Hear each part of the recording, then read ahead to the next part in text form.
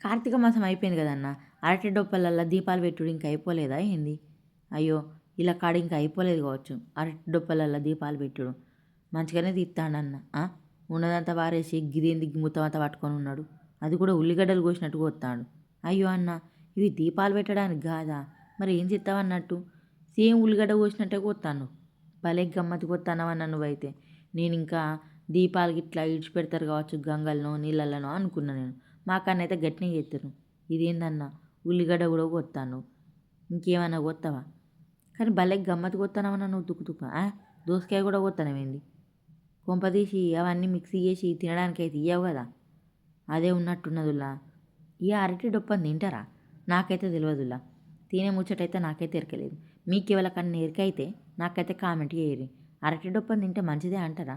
అదంతా బంక బంక జిగురు జిగురు ఉండి పాడు కాదంతా. ఇగో అటు ఇంకా కుడక కాదురా, క్యారెట్ గీక్తాండు. నేను కుడక కావచ్చు అనుకున్నా నేను. అయ్యో, క్యారెట్ తుక్కు తుక్కు గీక్తాండు మంచిగా.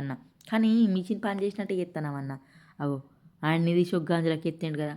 మొత్తం కారపూస కలిపినట్టే కలుపుతాడు ఇక చూడుర్రి. అందులో ఇంత ఉప్పు వేసిండు, ఇంతేమో వేసిండు, కారం వేసిండు. ఇదేంటిది అన్నో అంత కర్రెగా పాడైంది. ఇంత నిమ్మకాయ పిండిండు. చాట్ మసాలా కావచ్చు, కారప్పొడి కావచ్చు, పసుపు కావచ్చు.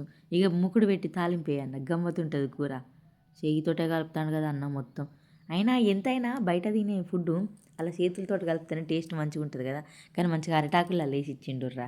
అవి చూడు, స్పూన్ కూడా పెట్టించిండు. ఇంకా ఎట్లుంటుందో ఏమో ఇక.